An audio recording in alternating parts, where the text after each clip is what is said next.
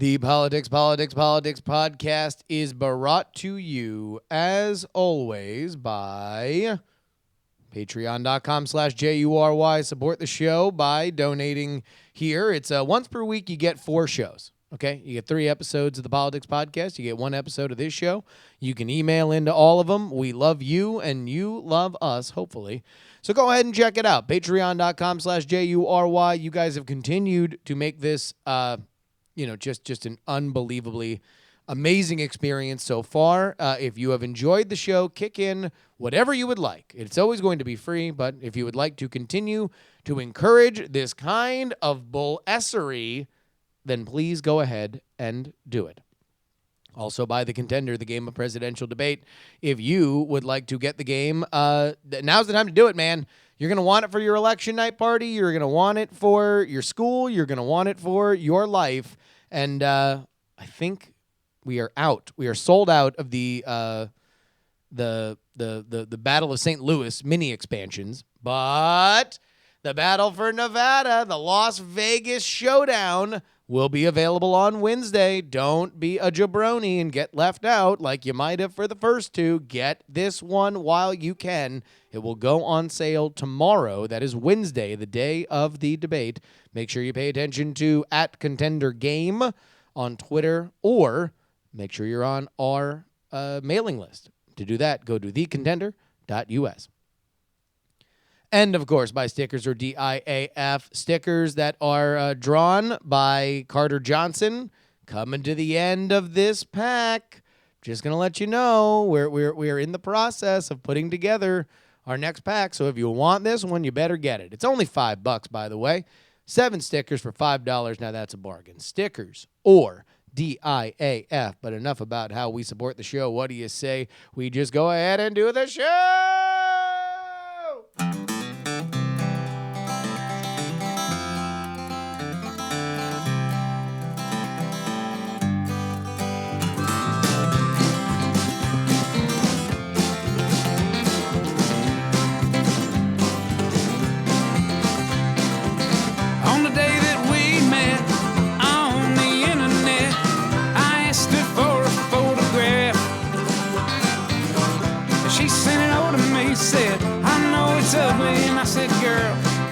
Ugly ain't the half, look at you. Well, you got blue teeth and you only got 2 teeth, but I kinda like to see you smile. And it appears that over the years you've turned into a big old steaming pile. And she said, yeah, I know I ain't no supermodel. I said, you ain't a hand model, baby, but that's fine. You're pretty ugly by most people's standards, but you're all right by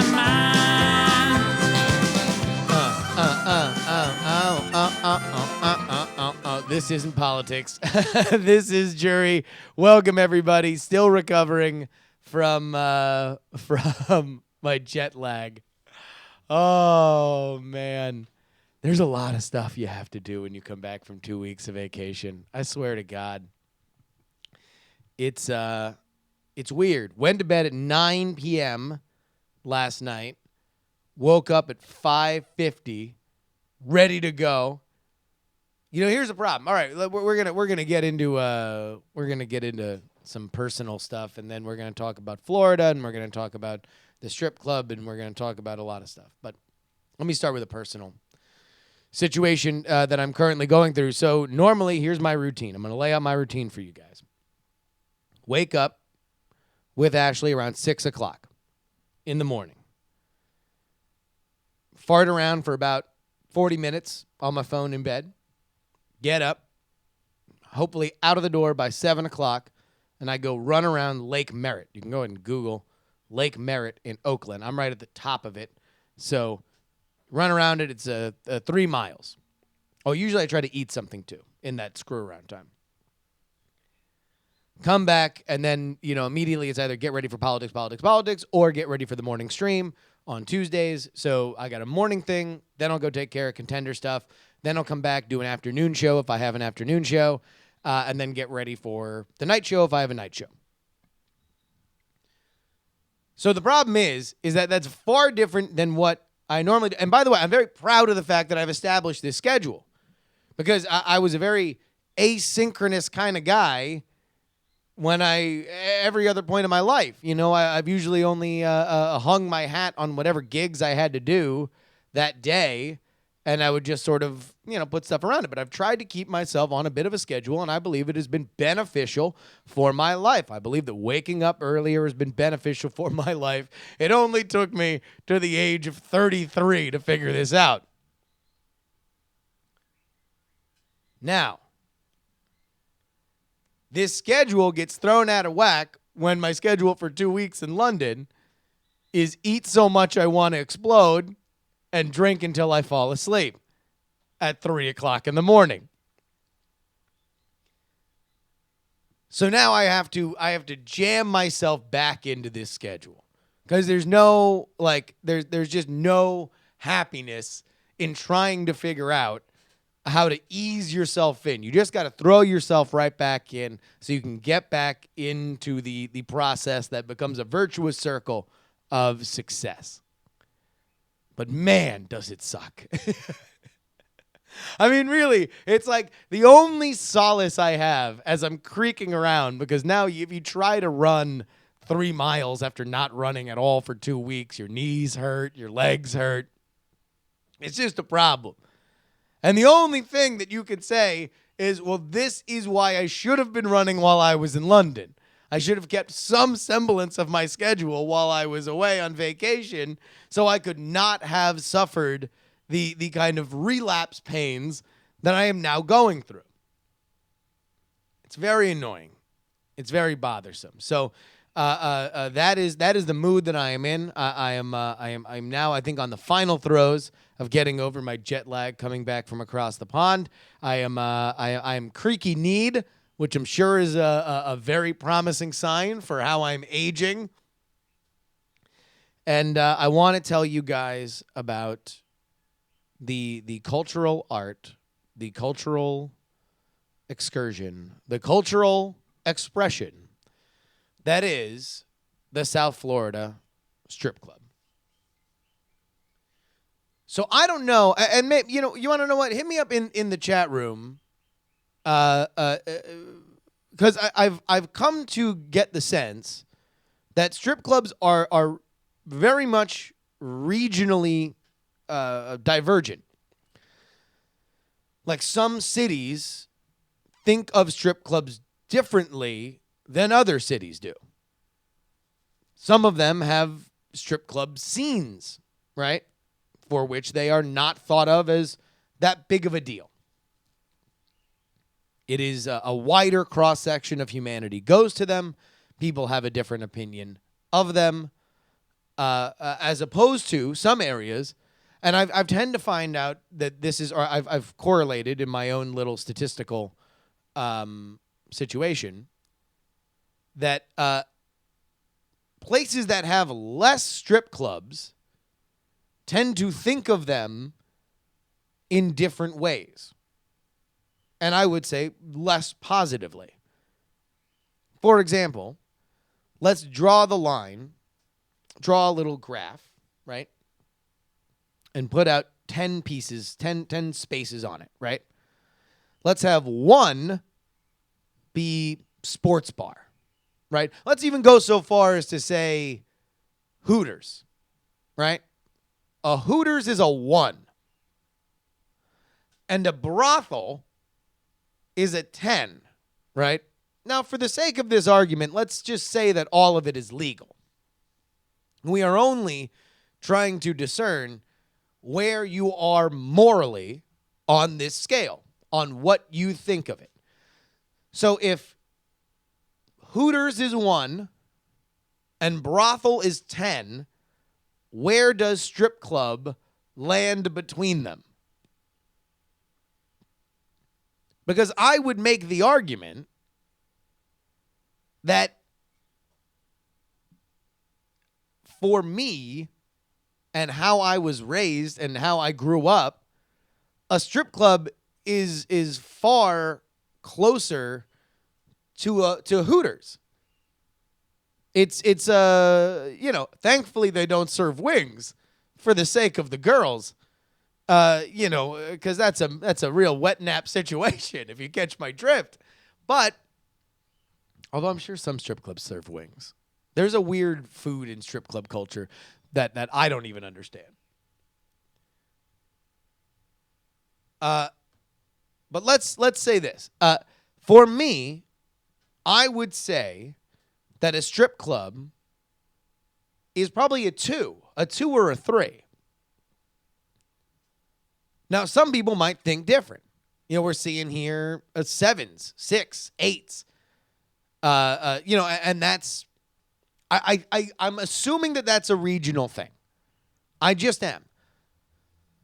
Because I think if you have a lot of them and they're kind of normalized and you see ads for them all over the place, then it just seems like less of a dirty secret. Like, I have never in my life had a problem telling my girlfriend or significant other that I was going to go to a strip club. And under the right circumstances, I would have no problem taking my wife or girlfriend to a strip club. They don't seem like places where I should be ashamed to go. Now, I know that that's not universal. And I assume that I am couching this entire preamble so I can speak to those for whom don't appreciate it as much, right? Or at least might think that this entire segment is going to be a grody or gendered on some sort of ugly level. And I don't personally think that it is, but, the whole point of this is to explain to you my human condition, and I'm doing my best to do so. Now, let's get in to why I am talking about strip clubs, because I indeed was in South Florida, flew directly from Heathrow to Fort Lauderdale. Well, stopped in Newark. And, had a bachelor party to attend to. Before we get to the strip club, let's actually spend a little bit of time on the flight out. So Ashley and I, after spending a couple weeks, or a week, and a half in London, realized that the trip from Shoreditch to Heathrow is a big one. It's big league. So we decided that we're going to get a hotel right next to Heathrow, so it's going to be very easy. We can just wake up in the morning and not worry about sitting in traffic and worrying about whether or not we're going to get there on time or if we have enough time to get there. Just going to be super simple, easy peasy, lemon squeezy. Let's go ahead and get a hotel. So we do. Wake up. Have to deal with a very a very ill-timed pooping of the bed for United servers as Ashley's trying to change her flight to an earlier one. But eventually we all get on. Clear security, get a quick drink in the United Club, hit the gate. Now at this point, it is 10 o'clock in the morning. I now have a question in front of me.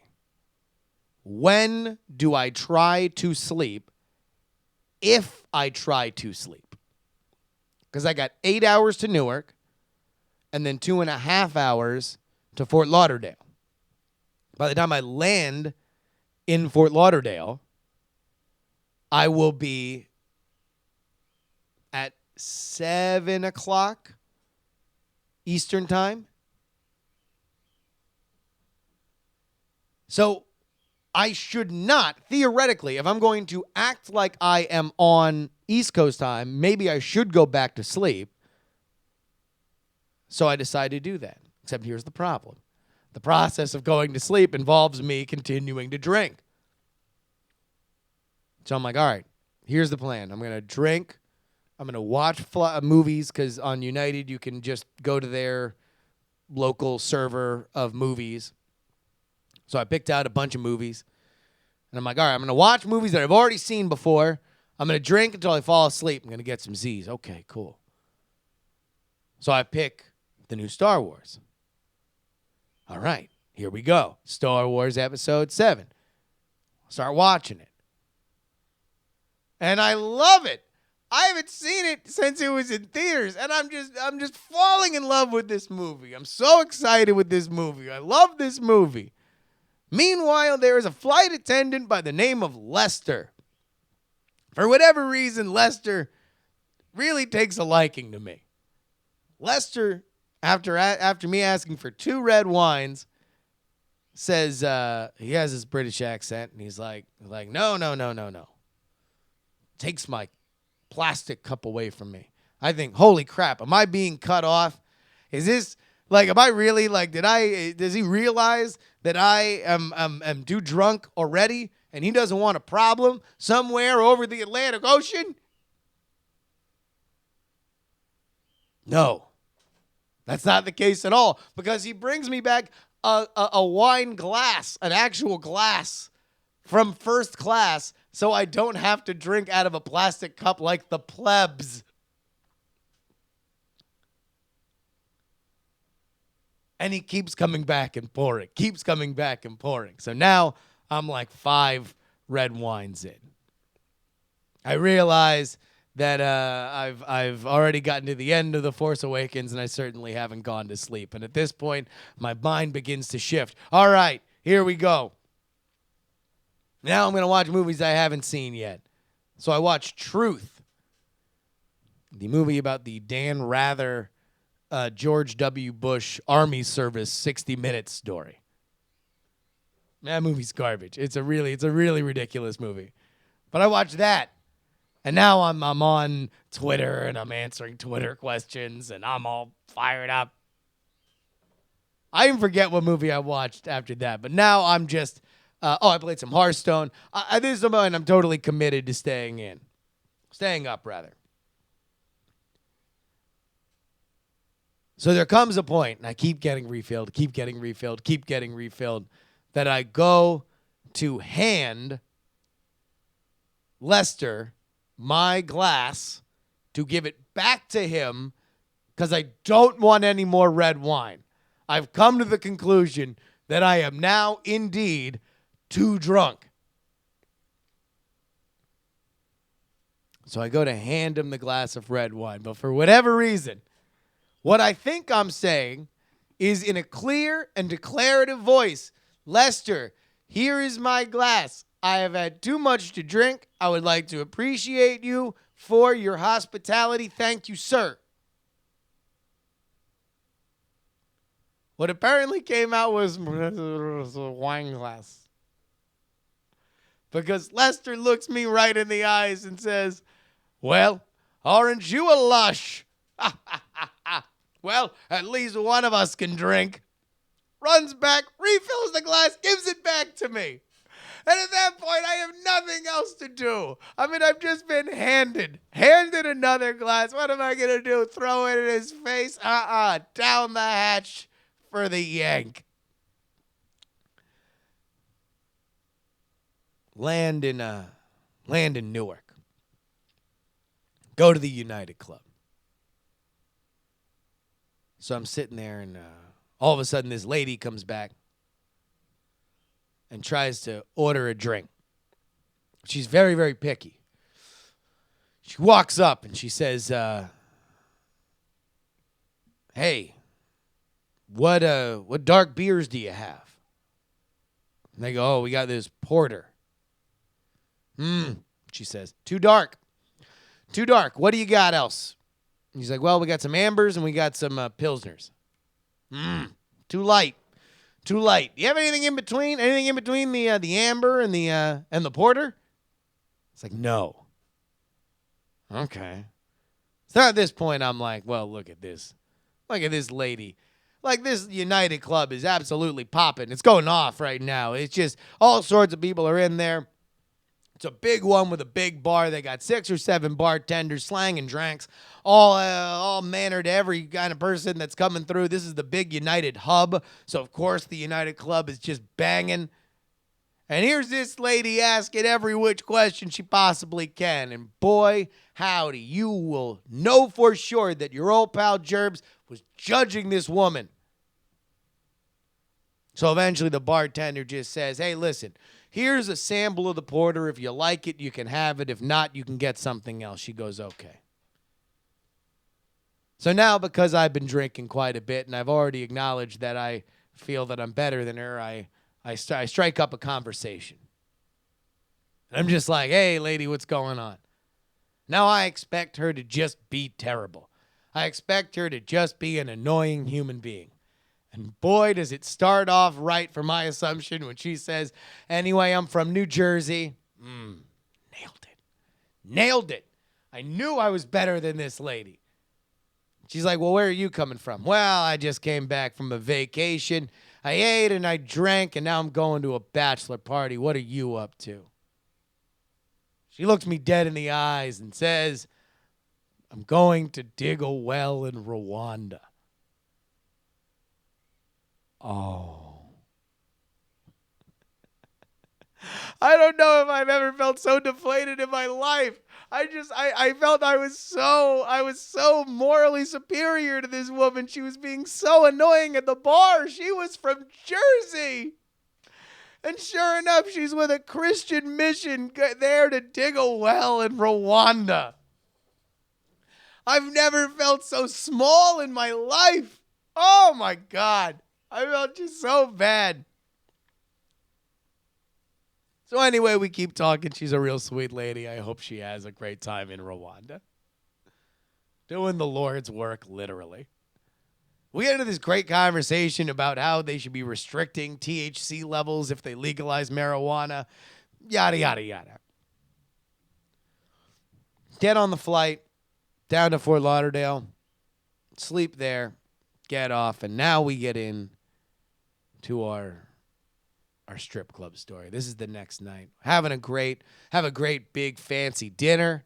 That was super fun. And then we roll into, and I'll even give a plug, Vixens in what I guess would be unincorporated Fort Lauderdale, maybe? I don't know. Look it up. Vixens. W. Scottus one asks, why is she at the bar before she goes off with the Christian group? Because she's there to humiliate me, W. Scottus one. That's why. That's why she was sent by God himself to come single me out and let me know that I am but a peon in his grand empire. That's why.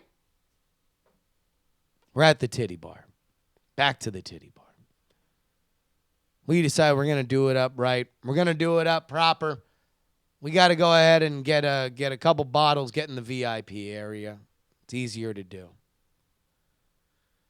So we pool our money, we get some bottles, we go to the VIP area. Now, I'm not going to tell you the blow-by-blow of this because it was a bachelor party that has its own sacrosanct level of confidentiality, but I will tell you the following stories. I will say that the dancers at Vixens were uncommonly nice and uncommonly chatty. I found out all sorts of things. Here's the thing that you should know about me. If you ever find yourself in a strip club with me, I am a man who talks to strippers. I enjoy talking to exotic dancers. I find them very often to be very interesting people that are on very interesting journeys within their lives. Now, of course, some are a little slower than others. But hell, what office can you not say that about? Some people are more interesting than others. By and large, you usually find one or two that's got, a bit of an interesting take on life, or they've been through some fun things. In fact, I found out that one of the ladies was a former volleyball coach at a Division I school and has only been stripping for the last 3 months, but now is on track to make more money than her head coach was. Tell you what, where else are you going to learn about the pay scale of female volleyball coaches at Division I schools? At the strip club. That's where. So my brother's down there, and it's a fun time but we're talking to a lady, talking to a dancer. And she is just a delight. She's a little ray of sunshine. She's having a conversation with us about EDM culture and that she's kind of a hippie and this, that, and the other. And she believes that everybody on Earth has a corollary to a fantasy forest aesthetic. Specifically, that everybody falls in to a few different strata, as she explains to us. That she is a fairy. She is fun. She is mischievous. She is there to bring mirth to the world in her own little ethereal way. She then explains to me that I am a gnome, that I am hardworking and intelligent, that I am a salt to the earth, make things move forward kind of person. Although when pressed, when I say, I mean, really, I'm just a gnome because of the beard, she says, okay, yeah, sure, 80% it's the beard. But 20% it's because I read into your personality that you're a hardworking person. And I'm like, well, you know what? That's fine. I'll take it. So it's at that point, I try to start playing the game. And I point to my brother. And I go, well, then obviously, he's an elf, right? Fairy, gnome, elf. Also, at this point, because of the drinking, I refer to myself as a dwarf. And she goes, no, dwarves are totally different. A gnome and a dwarf are not the same thing, and you shouldn't refer to I'm like, okay. Sorry. I'm a gnome. I'm a gnome, not a dwarf. Gotcha. What about my brother? My brother's an elf, right? My brother's got to be an elf. She goes, no. She's serious. She thinks about it for a second. She says, no. You are, pointing to my brother, a male fairy, but not in the gay way. You're not a male fairy in the gay way. You're a male fairy in the way that I'm a fairy, bringing mirth to the world, this, that, and the other, but not in the gay way. Which I found, I don't know. I don't know if you guys find it as funny as I did. But the idea that somebody is having a serious conversation about where in humanity everybody fits in to these, these fantasy strata of forest dwellers, that male fairy, but not in the gay way, man, it just brought such a smile to my face. Here's another pro tip.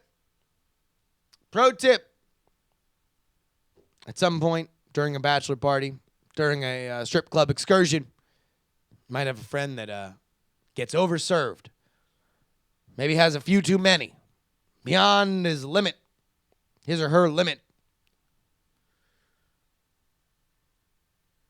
Well, you're going to have to make a decision because at some point, somebody from the club is going to come over to you and say, hey, is that your friend? And they are going to make it your problem to get them the hot hell out of there. But as we were, you might be at a bit of a crossroads. Because we were just at the beginning of our night. Now, hopefully, your friend is just kind of intoxicated. And you can just throw him in a cab, tell the cab where to take him, and that'll be the end of it. In a world of Uber, it makes things like that very, very simple, very, very easy. Unfortunately, that was not an option for us because our friend was indeed drunk. He was indeed a problem. He was indeed making a spectacle of himself. But the problem is, he was sleeping. Oh, he was sleeping. Sleeping in the club. Oh, jeez. Now I think it was a bit of a slow night there at Vixen's because they were very slow to do anything about my friend sleeping in the club. Yes. In fact, I would estimate that it took about an hour for someone to do something about it. But then eventually it came time. Hey, got to get him out. You got to get him out. People can't be, people were coming by taking pictures. Strippers were coming by putting dollars in his ass crack. It was becoming an issue. It was becoming a problem. It was becoming a distraction.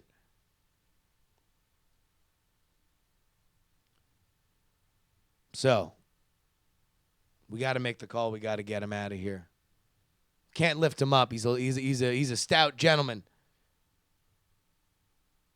So we make the decision. We got to roll him out. We got to get him out by any means necessary. We literally put him in a rolling lounge chair and roll him outside. And it's at that point that the most annoying thing happens. The most annoying thing happens. And that is as soon as we cross the threshold out of the strip club, he stands up as if he were about to launch into a gymnastics routine. Just like hands at his side. Whoop. Oh, God damn it. Oh, jeez.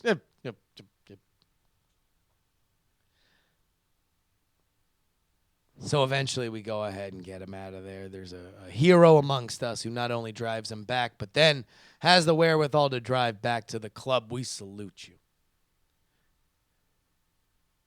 Now I got one more story, and this is a story of admiration. This is a story of things you see. Again, people give strip clubs kind of a bad name, and maybe it's just, in these places where you don't have a lot of them, that, maybe it's just a couple girls kind of like, they're shifting their weight back and forth and showing their boobs. And I guess I might have a different idea of strip clubs if that were that. But as I've talked about, on this or in my various stuff in the first Night Attack album, I told this story about the TIB show. I'm not going to spoil it, but let's just say it is it was a routine in which maximum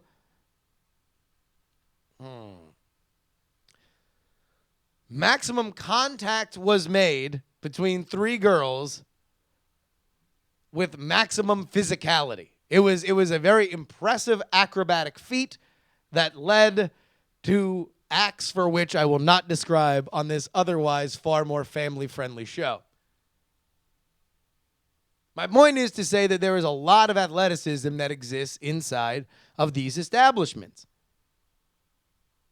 So meanwhile, one of the strippers that I just see kind of sitting around is dressed like Supergirl.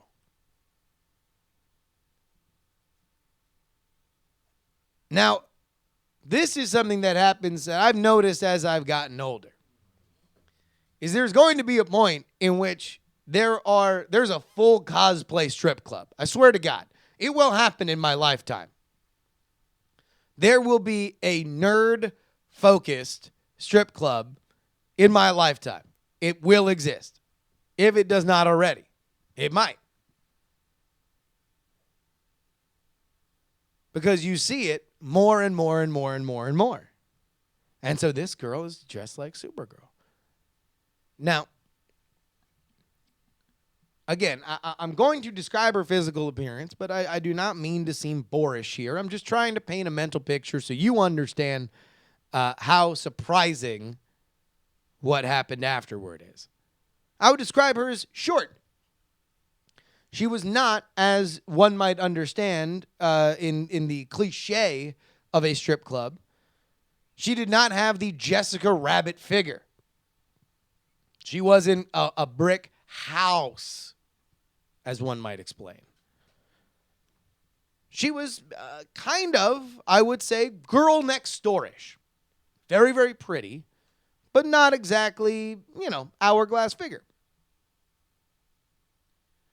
So all of a sudden, she gets up on stage for her dancing. And I can now understand why she had decided to dress as Supergirl. Because I can't even explain the level of athleticism and dexterity for which this young lady had. It was astonishing. It literally garnered a standing ovation in a strip club. Do you know how hard it is for a bunch of strange men who have never met each other to stand up with boners and applaud for a young lady? That takes talent. That is a hard room to crack. It doesn't exactly lead itself to applause when you're just listening to Van Halen for the 90,000th time. When Hot for Teacher is in its drum solo, it's not exactly a cue for everybody to stand up and start applauding. And yet they did. And yet it happened. Supergirl just brought, it was just it wasn't even like, oh my God, that's so erotic. Although certainly it had its own erotic elements to it. But it was just like you had just seen Cirque du Soleil. Like it was just like, whoa, I didn't know that bodies could bend like that. And also pick up a dollar bill. Man, it was something to behold. So big recommendations for Vixens in Fort Lauderdale. That is my strip club story, and a big cheers to The Bachelor as he moves headlong toward his wedding. Everybody had a great time, and even the guy who fell asleep. Apparently, he woke up and went to work the next day. Hachi machi. Let's go ahead and get into your emails, justinrobertyoung@gmail.com. Make sure you put JuRY in the subject line. Again, JuRY in the subject line. Scott from D.C. writes, I'm 43, and I feel like I am way too old to be struggling with this sort of thing, but I want to see what you would do in my shoes. One of my biggest weakness and personal quirks is that I cannot stand to hear people chewing, slurping, or anything in that category of noises. For some reason, it sparks some serious feelings of anger inside of me. I am about 1 month into my new job, when the person at the desk next to me enjoys chewing on ice cubes every single morning for 20 minutes, and it is so damn loud. Normally, I would just make myself absent for those 20 minutes, but in this case, it is not a real option for several reasons that do not matter here. Do I explain my issues to her, or do I find a nice set of headphones and keep my freak show quirks to myself? Scott, there is I think a term, for somebody who has that level of audio sensitivity. I know Brian has talked about it. Like, he has a similar thing where just anybody, like that kind of chewing drives them up a wall, right? So I'm sorry to anybody that I just did that to prove my point. I would say this. It depends on your relationship with your desk mate, but I think it would be healthy to explain to her that you are very sensitive to it. It's nothing personal. It's nothing necessarily that she is doing, but just so she knows, and you would welcome anything that feedback that she would have of, pet peeves, but just so she knows that's a sensitivity for you. Very often, people who chew absentmindedly like that, they're not doing it because it's a great enjoyment to them. It's just fidgeting. I'm a fidgeter. So sometimes I just fidget with things. That's just a thing I do. I have nervous energy. And a lot of times chewing on ice is just something that is done to pass the time. So maybe she doesn't really care about it. And maybe it'd just be as easy to throw the ice in the garbage instead of chewing on every one of them. So I would say ask. Now, if it continues to happen, don't press it, put on headphones. But I would say it depends on what your relationship with your desk mate is. But I don't think that there's anything wrong with making a very polite request as long as it is couched in the fact that there is zero fault for her and it is a sensitivity for you. I think that's perfectly fine. Perfectly fine to say. Aaron. It's a misophonia. Misophonia is what it's called. Aaron wrote this into the politics email, but I felt like it was more of a JuRY thing. So I'm reading this here. First of all, allow me to thank you for even reading this, since one letter of this email. I hope that you read the last sentence. See, Justin, I've spent my life becoming disappointed in my heroes. And I think a lot of that has to do with mass media being the tunnel I was fed the hero with, and secondly, that they didn't seem to care. You are someone I look up to, and dare I feel your anxiety issues of calling you a hero. No matter how you read this email, I see your public images as a factor in my shallow opinion of you. Something I rarely do with what I call one's heroes is letting me pass their firewall. Simply, I can allow myself to relate to you, but with you, it feels more honest, if that makes sense. Now, enough patting you on the head. Let's get down to the meat of this email. If you read this email this far in, you deserve a medal. Over my years of following you on the different media outlets, I've noticed something that stands out. Back in the BB Live Show days, you looked like not an ugly person, but a stray Mexican child that didn't really have an understanding on how to take care of himself visually. Thank God for the audio-only options, am I right? Since originally seeing you, I noticed changes in your dress. In the beginning, it seemed slow, but it ramped up as you got more into more different media and communities. But I think that this rapidly changed in maybe the past year or two. You definitely got to a level of attractive man, no homo, before the past couple of years, but whomever is dressing you, whether it be you or someone else, this entity really has a sense of style and fashion and a way to bring out the best qualities that you have on camera. I love to see you clearly working hard at this, but I have identified a way to amplify this, and I don't want you to think I am being too friendly or pooping on your looks. But I got a 4K TV. After getting this new TV, I assumed upscaling was more automatic, but in the past few weeks, I found that I manually had to enable it to the correct inputs. I was watching Netflix with a low-end node for 4K accounts, and I was seeing the upscale difference. Today is the first day that I applied upscaling to a face I knew all too well, the face of you, JuRY, a man I unintentionally learned from and patterned my own habits after. So let's cut to the chase.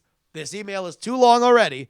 You went from a lost Mexican boy to a fairly attractive hipster over I don't know how many years. But when I apply 4K to your face, you really become an attractive version of Michael Savage. Thank you for your time and attention. Look forward to the day you disappoint me. Thank you very much, Aaron. If you do not know who Michael Savage is, then Google him and you email me back and tell me whether or not that should be a compliment or I should take offense to it. JK, I take it as a compliment. Thank you very much, Aaron. Chris, I just listened to your UK show and I'm enjoying it as usual, but I think your host might be leaving you with a rather Shoreditch skewed view of the prevalence of Starbucks in the UK. Everything you said about the inexplicable popularity of Pret in terms of its presence was spot on. However, Starbucks is not exactly on the outs in the UK. In fact, London has more Starbucks branches than any other EU country. I went to university in London and lived there for 8 years, and while there is certainly an anti-American, anti-consumerism, hipsterish dismissal of Starbucks coffee, it remains a very popular coffee shop, especially in London, along with Costa Coffee, another chain store. Given you were staying in Shoreditch, it isn't that surprising that you wouldn't see too many Starbucks, but deciding that means Starbucks isn't big more generally is a bit like deciding Starbucks isn't popular in New York because there aren't many in Williamsburg. Just a non-Shoreditch opinion from an ex-Londonite, although I did live in Shoreditch for a while. Well, Chris, actually, my point of view on Starbucks was versus Pret was more in my trip in from Heathrow than it was in Shoreditch, because there's not a lot of either in Shoreditch. But, yeah, no, your point's well taken. And I did notice a lot more Starbucks after I started looking for them. Also, I'm just going to say this, man. Because after we did the live show, I'm just letting y'all know. American Hipster. Oh, it's a brand. Oh, yes, Jerry. Oh, it's a brand. Because we went in to a couple hip brunch spots, and man, was it American AF.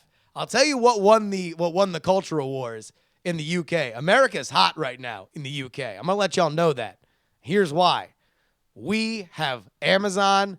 We got Netflix. That's what. And so all of a sudden, it used to be this trade where America would make good shows and Britain would make good shows and we'd trade the best of them.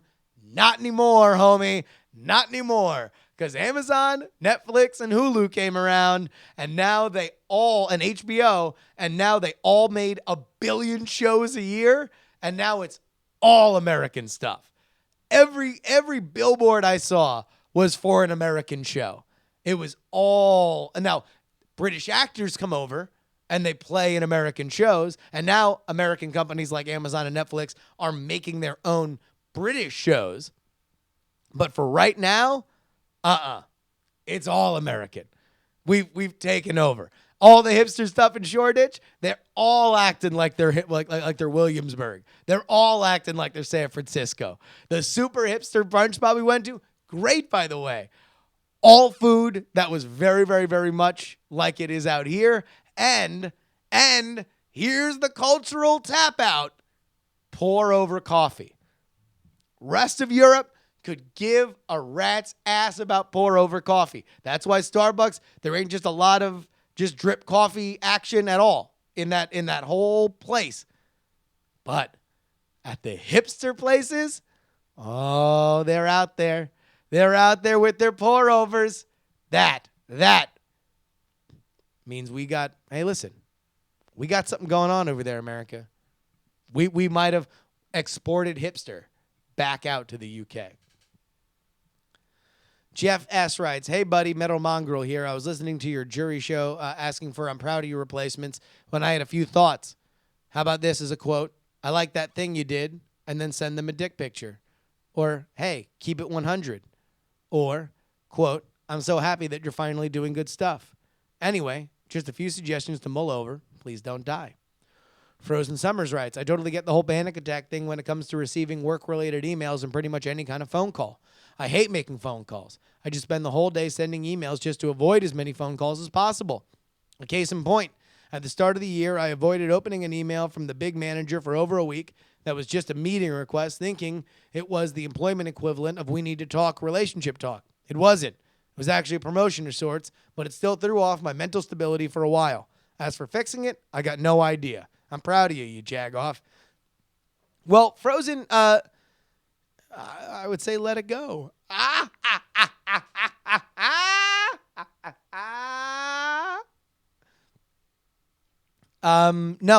Seriously, just rip off the Band-Aid. Get used to ripping off the Band-Aid. Like, the more you let random emails rule your life, the less you'll be happy. That's a true fact. Anonymous Diamond writes, "Have you ever known that somebody's going to be fired? Did you also know that you would be promoted to their job? I'm an IT security consultant. About 2 years ago, I was an associate, the lowest level, when my firm got our foot in the door with a local Fortune 500 company. We'll call them Client. And it was a huge win for the firm. Client's IT risk manager hired us to help his team with the goings-on. We did a good job and offered suggestions that were largely ignored. Things were rolling along smoothly. I got promoted to senior associate and my team grew. Back in January, Client got a new chief information security officer. She learned about our suggestions that were never implemented and asked for a meeting. She specifically said, 'Don't tell manager about this meeting.' Turns out that the chief information security officer doesn't like manager in any way and wants me to take the job. It's a huge and terrifying step for my career, but I'm confident I can handle it.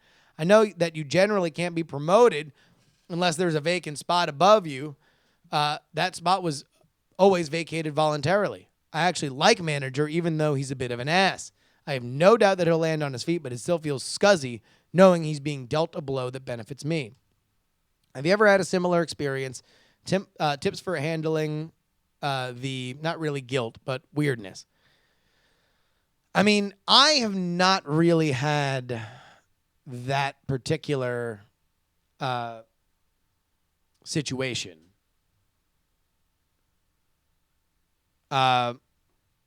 But I,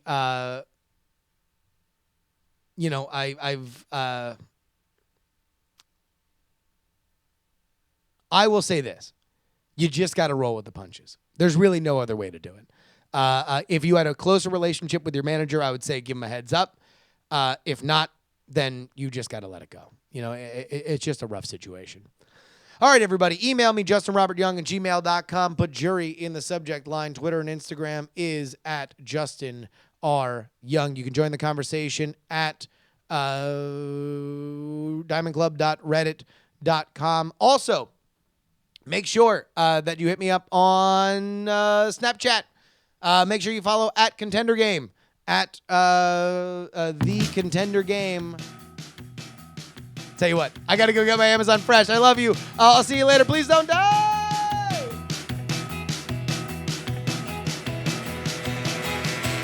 What do you say we both just leave?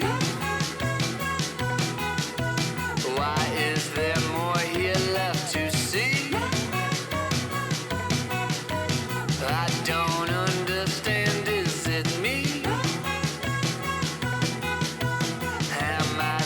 difficult to read.